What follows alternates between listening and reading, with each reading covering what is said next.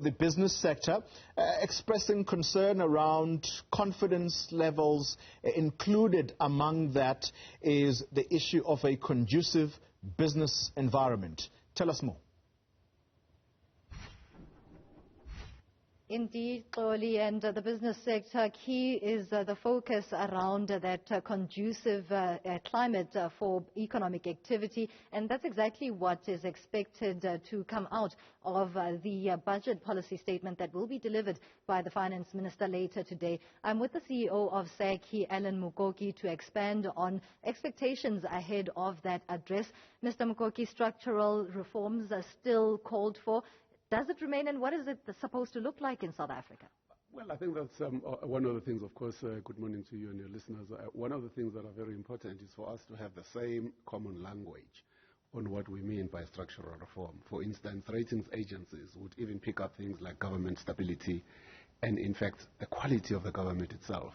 The issue of how wealthy the economy is and its flexibility, its tone and tempo. So all these things are part of structural reforms in terms of these are the decisions that we need to take in terms of driving a meritocracy in the state machinery, whether it's local government, provincial, as well as national government, because that's the box. In other words, these are the things that you promise can only happen because you've got a box within which you believe you can create and be very advanced in your performance around the metrics that you've actually designed. And if you don't have the right people to be able to do that, you don't have the right quality, you don't have the right systems, you're not likely to actually perform. So that's a very, very critical area that the government needs to deal with in terms of how we perform and how we even appoint, select and retain people who are going to be in the key government institutions, especially in the economic sector, justice and criminal justice sector, because those are very, very key things. You need stability in a country for you to be able to succeed. But you also need to have the right minds, the right values, the right performance for you to be able to say, if I'm running logistics, this is what I can expect is actually going to happen, because it's all about people. It's all about faith that you have in the ability of the people to do the work. Until the government redesigns its own approach on how we do selection, recruitment, retention, how we do training and development, we are not there yet. And I think that these are things that are very important to do. Is there confidence in the current finance minister? It is his maiden budget policy statement after taking over from Tito Mboweni. What is the expectation there? Because there needs to be a rally behind a particular head in this department. Well, I don't think that there's anything wrong with the finance minister. The issue is always going to be about policy, because the minister can only implement policy. The minister is a CFO.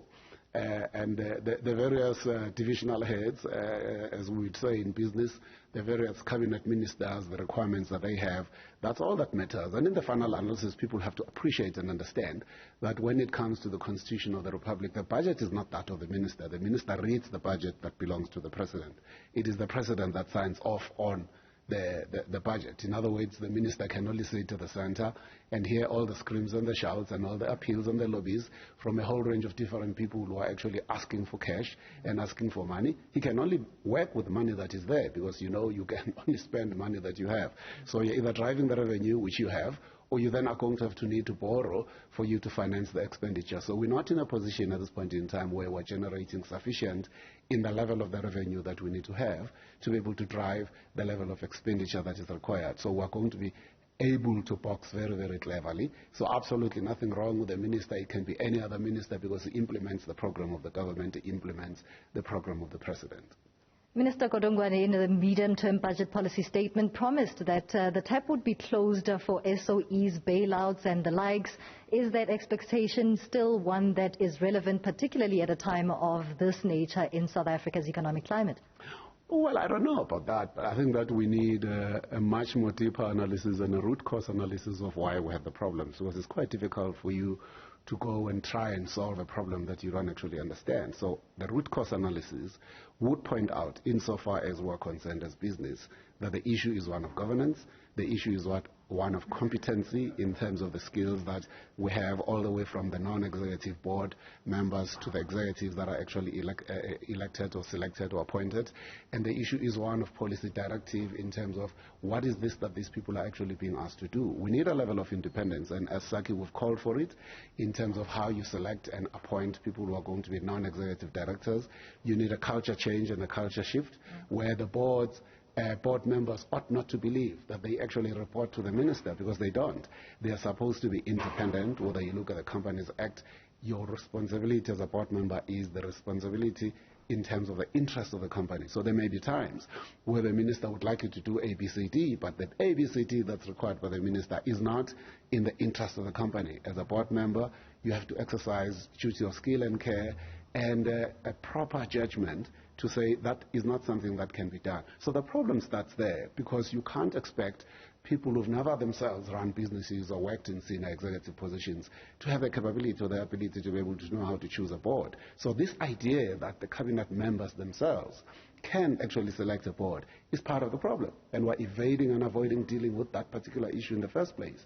So we've always called for an independent board, a structure that is going to be some kind of a commission that will then select in an open process members who are capable, who've got the skills, who've got competencies, who've got the level of expertise and experience and performance track record, who can show us that they can actually deliver. And then let those people who are board members go and find the best CEOs that we can find to run those SOEs.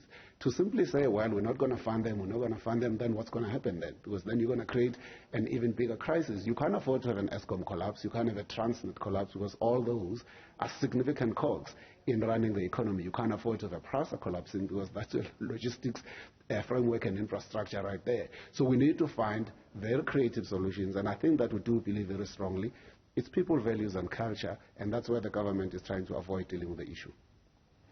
Fiscal policy as well as policy certainty is what we look forward to once the Finance Minister takes to the podium later today to deliver the 2022 budget policy statement, Kholi.